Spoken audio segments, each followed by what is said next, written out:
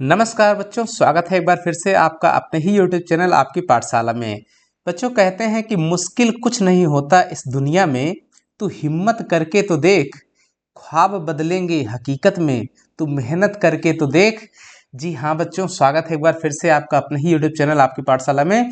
इस वीडियो में डियर हम बात करेंगे जैक के द्वारा जो आगामी परीक्षा होने वाली है 2025 की इस साल, उसकी तैयारी चालू हो चुकी है। ये दूसरा सेट रहने वाला है जिसमें हम आपके साथ में बहुत सारी बातें साझा करेंगे। मॉडल प्रश्न पत्र के रूप में आप देख रहे हो, साइंस का है ये। इसमें ऑब्जेक्टिव क्वेश्चन 10 लेके आए हैं, लेकिन 10 मत देखिएगा, इसमें कम से कम आप 30 से 40 क्वेश्चन आप समझ के जाएंगे। लेकिन तैयारी जिस तरह से कह रहे हैं, अगर मेरी बातों को फॉलो करते चलिएगा तो आप निश्चित ही बहुत ही बेहतर अंक प्राप्त करिएगा। निश्चित तौर पर आपको क्या करना है, एक कॉपी ले लेनी है। अगर आपने पिछला वीडियो नहीं देखा तो चैनल पे विजिट कर लीजिएगा, वहाँ से जा कर के मॉडल सेट नंबर 1 साइंस का आप वहाँ से चेक करके देख सकते हैं। मैंने सोशल साइंस का एक सेट डाला हुआ है और मैथ्स का भी सेट डाला हुआ है। आपको यहाँ पे आकांक्षा एंट्रेंस एग्जाम और झारखंड पॉलिटेक्निक एंट्रेंस एग्जाम की तैयारी भी जैक बोर्ड के बाद जो है आपको ये साथ साथ में ही देखने को मिलती रहेंगी बीच बीच में। फिलहाल अभी टारगेट जो है हमारा वो है जैक बोर्ड बढ़िया से क्रैक करने का। तो फिलहाल बढ़ते हैं, बहुत ही रोचक रोचक चीज़ें आपको बताने चलेंगे इसमें। बस थोड़ा सा धैर्य बनाए रखिएगा डियर, एक पेशेंस, और शुरुआत एक लाइक के साथ जरूर कीजिएगा। चैनल पे नए हैं तो चैनल को सब्सक्राइब भी कर दीजिएगा। चलिए बच्चों शुरू करते हैं। जैसा कि आप देख रहे हो, पहला क्वेश्चन है, कोई विलयन लाल लिटमस को नीला कर देता है तो इसका पीएच संभवतः क्या होगा। अब यहाँ पर मैं सिर्फ क्वेश्चन ही नहीं बताऊंगा, पहले मैं आपको इस पीएच की बात बता देता हूँ।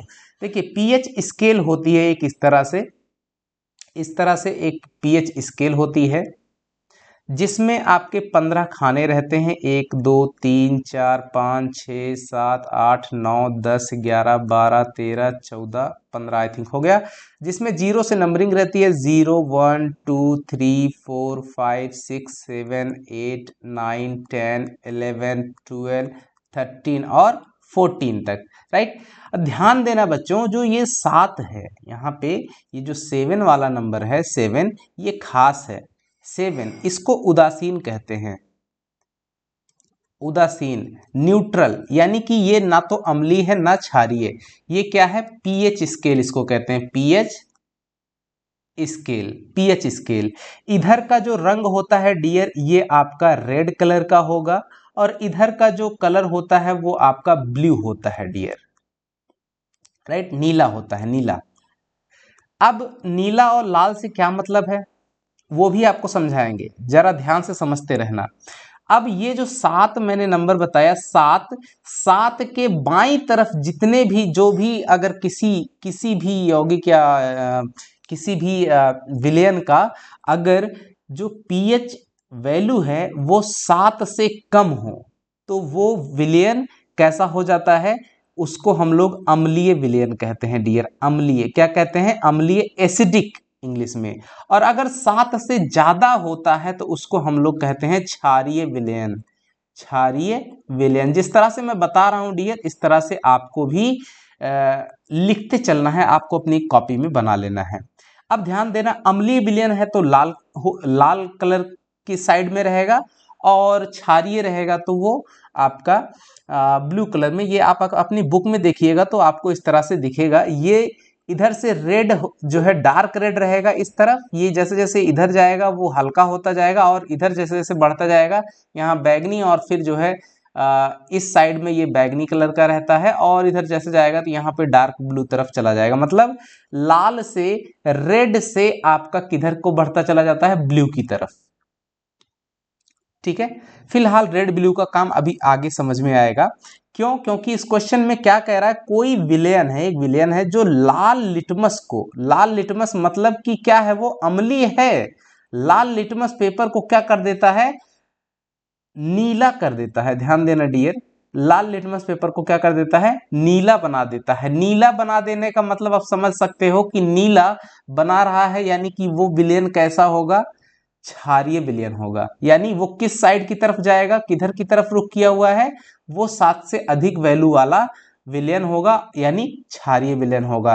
तो ये भी क्वेश्चन पूछता है यहाँ से कई सारे क्वेश्चन कि अगर कोई विलयन है जो कि रेड लिटमस पेपर को ब्लू में बदल देता है तो वो कैसा हो जाएगा, तो वो होता है आपका क्षारीय। अगर ब्लू से आपको बदल दे रहा है रेड में तो वो आपका क्या हो जाएगा, अम्लीय, राइट। और आपको पता है क्षारीय विलयन का मान 7 से अधिक होता है। तो इस ऑप्शन में देखिए 7 से अधिक वैल्यू कौन सी है, एक ही है, डी ऑप्शन। तो ऑप्शन डी आपका सही हो जाएगा। बाकी तीनों जो है वो अम्लीय विलयन के लिए हैं। तो आई होप कि डियर आपको ये बातें समझ में आ गई होंगी। कुछ और बातें आपको इससे जुड़ी हुई मैं आपको बताने चल रहा हूं, जरा इनको भी गौर से देखिएगा, ये भी पूछ लिया जाता है। जैसे कहता है कि हमारे शरीर का जो पीएच स्केल है वो कितने रेंज में होना चाहिए, यानी कि मानव शरीर जो है, मानव शरीर का पीएच स्केल जो होता है वो हमारा 7 से लेकर के 7.8 के लगभग इसके बीच में होना चाहिए।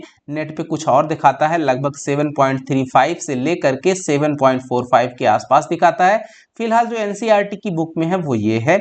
जैसे नींबू का रस है, नींबू के रस का पीएच स्केल आपका कितना होता है, ये आपको तो याद रखना है। नींबू का जो पीएच स्केल होता है वो 2.2 के लगभग होता है। जैसे शुद्ध जल है, शुद्ध जल का पीएच स्केल डियर कितना होता है, तो शुद्ध जल का पीएच स्केल 7 होता है। वेरी इंपॉर्टेंट क्वेश्चन, याद रखना, ये कई बार पूछा गया है। दूसरा उदासीन, यहां पे मैंने एक नाम भी लिखा है, उदासीन विलयन का पीएच स्केल क्या होता है, पीएच नंबर क्या होगा, 7 होगा। शुद्ध जल का भी पीएच स्केल 7 होगा, राइट। एक और आता है जैसे जठर रस बोलते हैं, जठर रस इंग्लिश में डियर इसको बोला जाता है गैस्ट्रिक जूस, यानी जब पता होगा पेट में गैस बन जाती है, जब बदहजमी हो जाती है तो हमारे पेट में गैस बन जाती है, उस समय जो वो गैस रहती है उसी को जठर रस कह रहे हैं।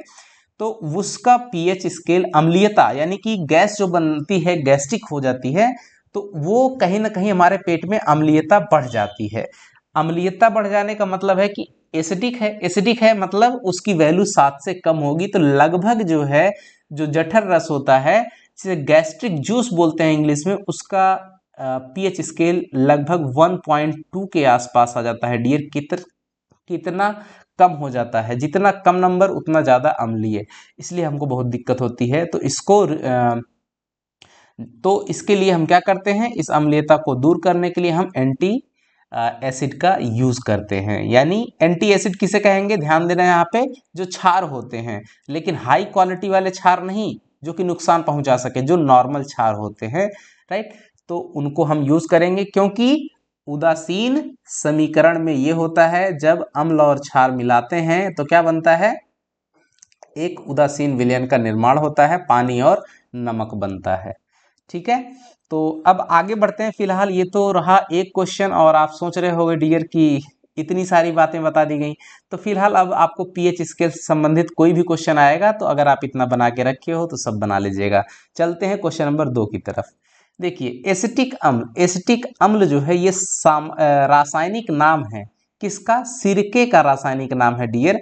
तो इसकी जो गंध है तनु विलयन के बारे में, तनु का मतलब होता है हल्का, हल्का डाइल्यूट, यानी कि जिसमें पानी मिलाया हुआ हो, राइट। तो एसिटिक अम्ल हल्का होता है जिसको हम यूज कर पाते हैं खाने के रूप में। तो ये सिरके का रासायनिक नाम भी है, ये भी याद रखना। तो ये कैसी गंध देता है, सिरके जैसी गंध देता है। सही आंसर क्या हो जाएगा, option number A.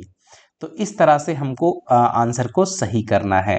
Question number 3 देखिए बच्चों, एल्कोहल में, एल्कोहल जो होता है जिसे दारू के रूप में आप समझते हो, उबली पत्ती पर आयोडीन विलयन, आयोडीन का जो विलयन है, आयोडीन सॉल्यूशन है, उसकी कुछ बूंद डालने पर जो पत्ती होती है, उबली हुई पत्ती, उस उबली हुई पत्ती का कलर कैसा हो जाता है, तो ये नीला काला हो जाता है। वो उबली हुई पत्ती डियर ब्लू ब्लैक कलर की बन जाती है। तो सही आंसर सी हो जाएगा, इसको याद रखिएगा। काफी अच्छे अच्छे क्वेश्चन है, सिलेक्टेड है।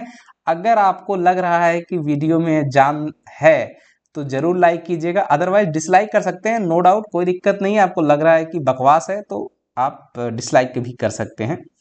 और अगर आपको अच्छा लग रहा है तो लाइक करना बिल्कुल मत भूलिएगा, और अपने दोस्तों को भी शेयर कीजिएगा। चैनल पे नए हैं तो सब्सक्राइब भी कीजिएगा। 4 नंबर का क्वेश्चन देखिए, अपच, यही है बदहजमी। बदहजमी जिसको अपच भी कहते हैं, इसका उपचार करने के लिए यानी इसकी दवा करने के लिए निम्न में से किस औषधि का उपयोग किया जाता है। ऊपर में ही मैंने बताया कि अपच में क्या होता है, एसिडिक हो जाता है। अपच में क्या हो जाता है, एसिडिक। जैसे जठर रस जो होता है हमारा, जो पाचक जो अमाशय होता है, अमाशय में एक अम्ल एसिड होता है HCl, हाइड्रोक्लोरिक अम्ल। इसकी अम्लता बढ़ जाती है। जठर रस पाया जाता है आपका कहाँ, अमाशय में, राइट, जो HCl के रूप में रहता है। तो इसकी मात्रा बढ़ जाएगी, उसी को बोलते हैं हम लोग अम्लीयता बढ़ गई। अम्लीयता बढ़ जाएगी तो उसी को बोला जाता है अपच, यानी इनडाइजेशन इंग्लिश में।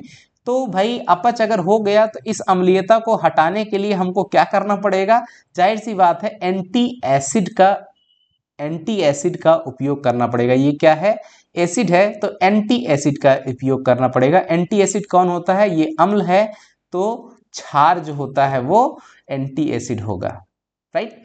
तो इसमें क्या मिलाना पड़ेगा, एंटी एसिड। उपचार के लिए हमको क्या देना पड़ता है, जो दवा रहती है उसमें एंटी एसिड मिला रहता है, यानी कि कोई क्षारीय तत्व रहता है, जिसको जब हम खाते हैं तो वो इससे हमारे क्या कहते हैं जठर रस से रिएक्ट करता है, जो कि अम्लीय होता है, और उससे रिएक्ट करके उसको जल के रूप में बदल देता है, और साथ ही साथ में सॉल्ट के रूप में बदल करके हमको आराम पहुंचा देता है। तो सही आंसर क्या हो जाएगा, एंटी एसिड। एंटीबायोटिक नहीं, यहाँ पर हमको बैक्टीरिया को नहीं मारना है, एलर्जी नहीं है, पीड़ाहारी, एनाल्जेसिक, राइट, एंटीसेप्टिक, प्रतिरोध, यानी किसी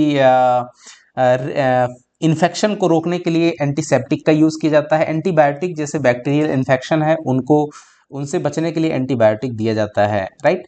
और दर्दनाशक है, एनाल्जेसिक बोलते हैं।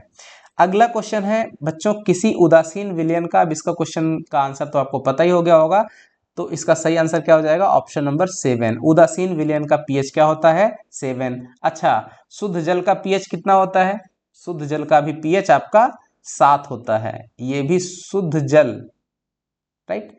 अब एक चीज आपको बता दें, शुद्ध जल कौन सा माना जाता है, क्वेश्चन ये भी आता है कि शुद्ध जल कौन सा होता है, शुद्ध जल कौन सा होता है, तो आंसर है वर्षा का जल सबसे शुद्ध होता है। वर्षा का जल सबसे शुद्ध होता है, सबसे प्योर होता है। लेकिन बच्चों कभी कभी होता क्या है, वर्षा का जल, इसका पीएच वैल्यू कितना होता है, 7।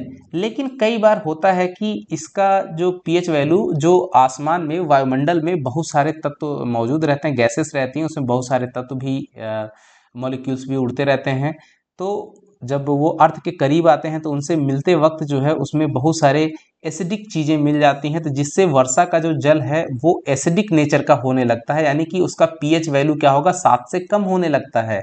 7 से कम होने लगता है तो एक अवस्था ऐसी आ जाती है, लगभग 5.6 से कम अगर ज़्यादा जो है पॉल्यूशन है, ज़्यादा पॉल्यूशन है, जैसे कार्बन डाइऑक्साइड या कार्बन मोनोऑक्साइड वगैरह, सल्फर डाइऑक्साइड, ये सब गैसेस अगर वायुमंडल में है, इनसे होकर के पानी गुजर रहा है, तो ये सब क्या करती हैं, रिएक्ट करके इसको एसिडिक बना देती हैं। और अगर इतना एसिडिक बना दें कि 5.6 से भी कम अगर इसका पीएच मान किसका, वर्षा के जल का हो जाता है, तो हम उसको क्या बोल देते हैं, हम उसे बोल देंगे, हम उसको कहते हैं कि अब भाई ये वर्षा नहीं रह गई, इसको अब हम कहते हैं अम्ल वर्षा। क्या कहते हैं, अम्ल वर्षा, इसे ही बोल दिया जाता है अम्ल वर्षा, राइट। ध्यान देना डियर, अम्ल वर्षा के लिए पीएच का मान क्या होना चाहिए, 5.6 से कम होना चाहिए। इसको भी याद रखना, ये एक अच्छा क्वेश्चन है। अगला क्वेश्चन बढ़ते हैं डियर, निम्नांकित में से कौन लवण है। लवण का मतलब, जब भी लवण कहता है इसका मतलब नमक समझिए, लवण, नमक को ही लवण बोला जाता है।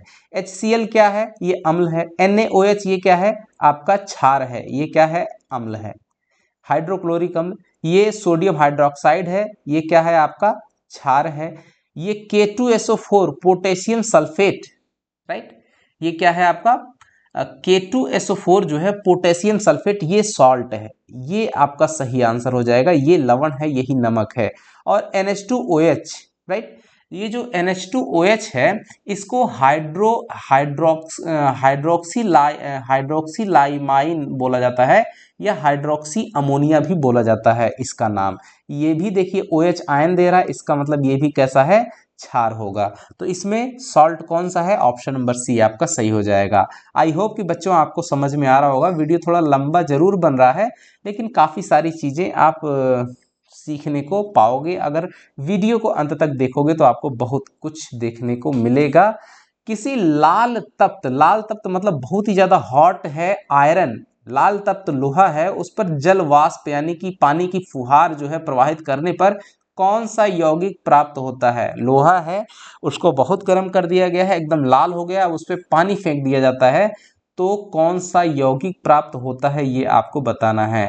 तो वो यौगिक है Fe3O4। इसको बोलते हैं, आपने सुना होगा कि लोहा जो होता है, आयरन को ही क्या कहते हैं, लोहा कहते हैं बच्चों। लोहा जिससे बनता है, लोहे के प्रमुख दो अयस्क होते हैं, एक तो मैग्नेटाइट और दूसरा हेमेटाइट। ये प्रमुख होते हैं, बाकी और भी होते हैं, राइट। तो ये जो आपका Fe3O4 है, इसे फेरी मैग्नेटिक बोलते हैं, या फिर इसी को हम लोग मैग्नेटाइट भी कहते हैं। यही क्या है डियर, आपका मैग्नेटाइट है। और अब कहोगे हेमेटाइट कौन सा है, तो हेमेटाइट वाला फॉर्मूला ये वाला है, इसको हेमेटाइट कहते हैं। और ये ऊपर में लिखा हुआ है FeO, इसको बोला जाता है, पढ़ा जाता है डियर फेरस ऑक्साइड, और ये है फेरस सल्फेट। तो सही आंसर क्या है डियर, ये आपका हेमेटाइट, जिसका एक नाम बोला जाता है रासायनिक हाइड्रोक्सीलाइमाइन। मैं लिख दूं, आप पढ़ लेना, हाइड्रोक्सीलाइमाइन, ये इसको पढ़ा जाता है। अब जो भी पढ़ना है आप पढ़ लीजिएगा, फिलहाल मैंने पढ़ के बता दिया। और इसी को क्या बोला जाता है, मैग्नेटाइट। और हेमेटाइट का फॉर्मूला ये रहा। तो आप ऐसे ही छोटे छोटे जो क्वेश्चंस चीज़ें आपको बता रहे हैं, इनको आपको याद करके रखना है। ये हमारे शरीर में पीएच की रेंज क्या होती है, पीएच हमारे बॉडी का पीएच क्या होता है। तो अभी ऊपर में अगर आपने देखा हो क्वेश्चन नंबर 1 में ही तो आपको बता दिया गया था 7.0 से 7.8 के बीच में हमारी बॉडी का पीएच वर्क करता है। अगला क्वेश्चन नंबर 9 है डियर, बेकिंग पाउडर का अणुसूत्र। बेकिंग पाउडर, पहली बात तो ये ध्यान देना, ये जो बेकिंग पाउडर है इसका जो फॉर्मूला होता है, इसे बोलते हैं NaHCO3, जिसका रासायनिक नाम होता है सोडियम बाइकार्बोनेट। मैं लिख दे रहा हूं, आप इसको याद भी रख लेना, सोडियम बाइकार्बोनेट, सोडियम बाइकार्बोनेट, ये है रासायनिक नाम। और इसका सामान्य नाम क्या होता है, मैं इसको यहां पे लिख देता हूं, इसी को बेकिंग सोडा, इसे बेकिंग सोडा, यानी कि जो आपने देखा होगा जैसे पावरोटी है, इन सबको बनाने में बेकिंग सोडा का इस्तेमाल किया जाता है आटे को फुलाने के लिए, राइट। ये जो हमारी बेकरी वाले जो भी चीज़ें हैं सभी में ये बेकिंग सोडा का यूज़ होता है। या फिर इसका एक और भी नाम है, इसे खाने वाला सोडा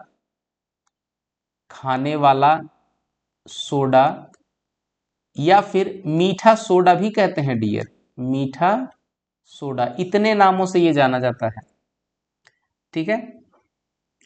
अब इसका मतलब सही आंसर क्या हो जाएगा आपका, NaHCO3। अब यहाँ पे Na2CO3 लिखा हुआ है, बाकी चीजों के बारे में भी जाना है।